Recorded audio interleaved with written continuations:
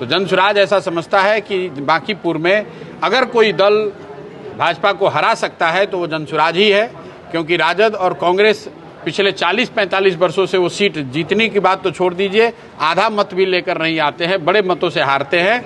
उदय सिंह जी हम लोग के वरीय साथी हैं, मेरे से व्यक्तिगत तौर पे भाई जैसे हैं, जनसुराज में बने हुए हैं। जनसुराज के आज भी राष्ट्रीय अध्यक्ष उदय सिंह जी हैं।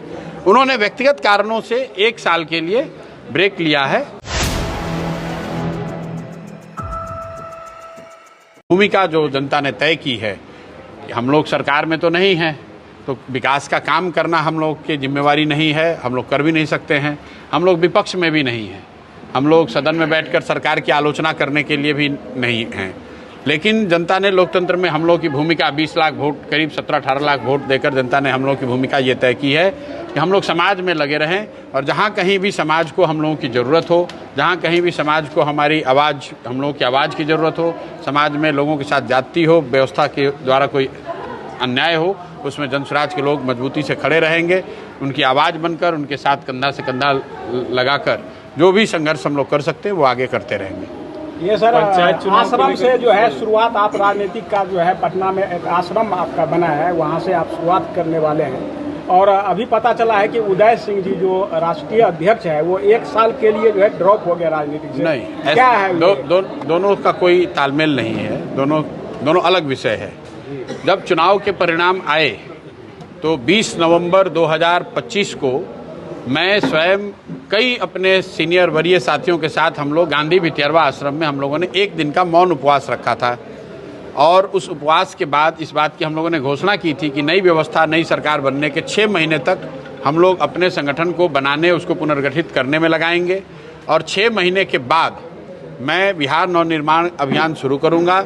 मैंने उसके साथ ये भी घोषणा की थी कि अब जब तक बिहार में बदलाव न हो जाए तब तक मैं किसी घर में, आवासीय परिसर में न रह के आश्रम में, समाज के बीच में रहूँगा। तो ये घोषणा 20 नवंबर को की गई, और ठीक 20 मई को 6 महीने के बाद मैं उस आश्रम में गया हूँ। दूसरा जो आपने सवाल किया उदय सिंह जी के बारे में, उदय सिंह जी हम लोग के वरीय साथी हैं, मेरे से व्यक्तिगत तौर पे भाई जैसे हैं, जनसुराज में बने हुए हैं। जनसुराज के आज भी राष्ट्रीय अध्यक्ष उदय सिंह जी हैं। उन्होंने व्यक्तिगत कारणों से 1 साल के लिए ब्रेक लिया है, वो ठीक है, लेकिन वो जनसुराज में है, जनसुराज के राष्ट्रीय अध्यक्ष हैं, और उसमें कहीं कोई परिवर्तन नहीं हुआ है। कहा जा रहा है कि बांकीपुर से आप खुद चुनाव के मैदान में उतरने वाले हैं। बांकीपुर से जनसुराज चुनाव लड़ेगा, इस बात को लेकर करीब करीब पार्टी में सहमति बन गई है। यहाँ पर भी लोगों से पूछा गया, और कई मायनों में हम लोग ऐसा देखते हैं कि जो सरकार बनी है 6 महीने या 7 या 8 महीने के बाद होने वाले बांकीपुर के उपचुनाव को एक तरीके से सरकार के पहले साल के काम पर रेफरेंडम के तरह भी आप देख सकते हैं। तो जनसुराज ऐसा समझता है कि बांकीपुर में अगर कोई दल भाजपा को हरा सकता है तो वो जनसुराज ही है, क्योंकि राजद और कांग्रेस पिछले 40-45 वर्षों से वो सीट जीतने की बात तो छोड़ दीजिए, आधा मत भी लेकर नहीं आते हैं, बड़े मतों से हारते हैं। इस बार बांकीपुर की जनता का ये ऐसा विश्वास है, उनका ऐसा आह्वान है कि जनसुराज एक मजबूत साथी को उतारे ताकि भाजपा से वहाँ लोगों को मुक्ति दिलाई जा सके। अब कैंडिडेट कौन रहेगा ये तो पार्टी तय करेगी। आप क्यों नहीं लड़ना चाहते हैं सर? आप विधानसभा चुनाव के दौरान पार्टी को ये तो विश्वास था लोगों का, जो आप खुद एक जिम्मेदार व्यक्ति हैं और जिम्मेदारी उठाने का काम करेंगे, लेकिन आपने मना कर दिया, तो ये ऐसा है परिणाम हुआ। ऐसा है, जिम्मेवारी उठाने के कई तरीके हैं। हर व्यक्ति जिम्मेवारी जो उठा रहा है वो चुनाव ही लड़े वो जरूरी नहीं है।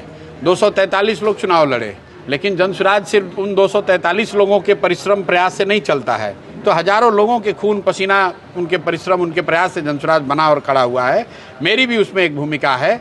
उस समय पार्टी में मैंने इसका ऑलरेडी उत्तर दिया हुआ है कि उस समय की बाध्यता को देखते हुए मैंने चुनाव नहीं लड़ने का निर्णय लिया, और पार्टी का निर्णय वो था।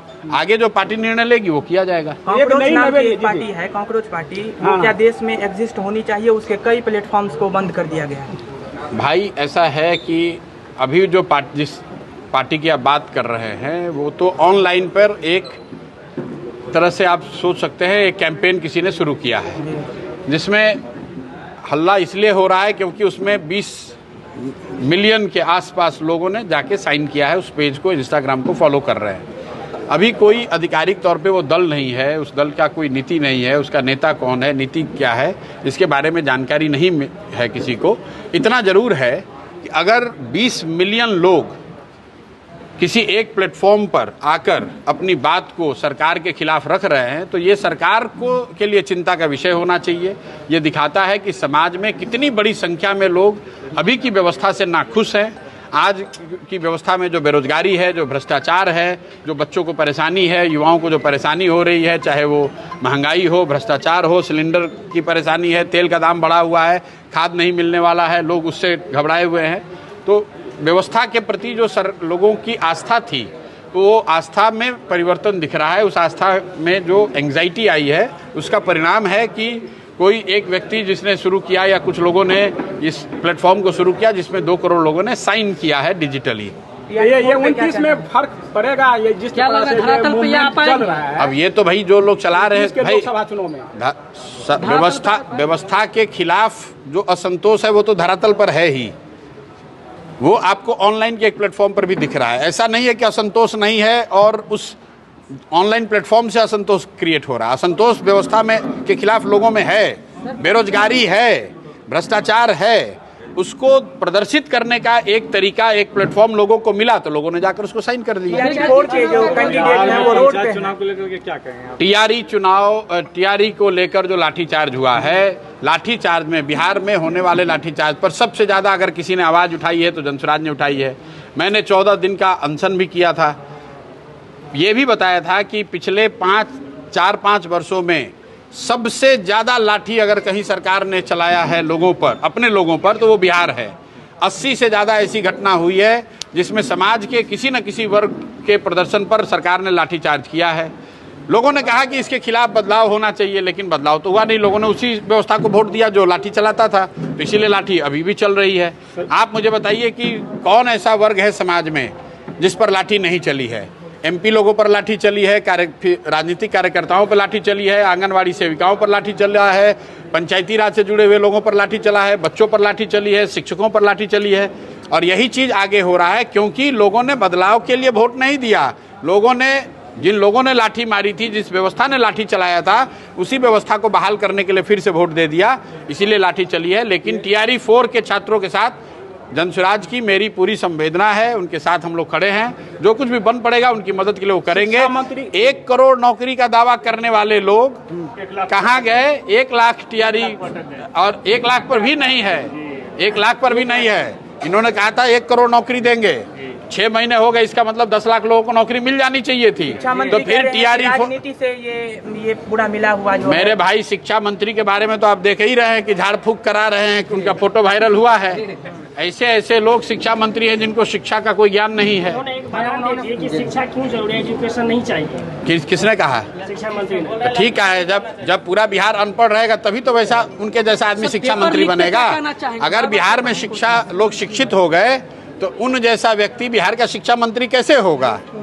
अगर उनको ऐसा लग रहा है कि शिक्षा नहीं होनी चाहिए तो अपने जो राजनीतिक मित्र हैं, आका हैं, उन लोगों को भी बताना चाहिए कि उनके मंत्री, विधायकों के, सांसदों के, मंत्रियों के बच्चे विदेशों में जाकर क्यों पढ़ाई कर रहे हैं। वो भी पढ़ाई छोड़ दें, वो लोग भी मजदूरी करने लगे।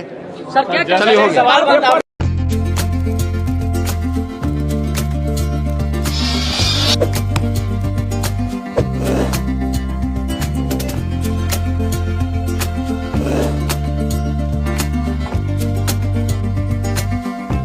you